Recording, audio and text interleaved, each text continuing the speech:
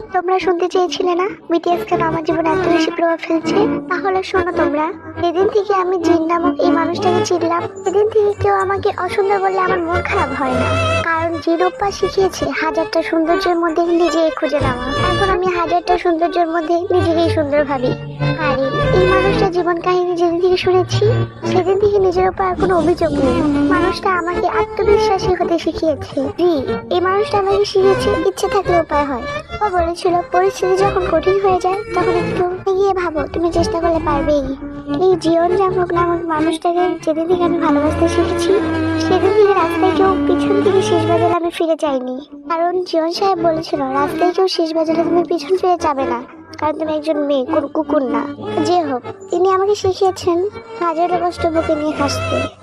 সুগপ্পা এই মানুষটা আমাকে শিখিয়েছে যে তুমি কিছু করতে চাও তাহলে তোমাকে কঠিন পরিশ্রম করতে হবে।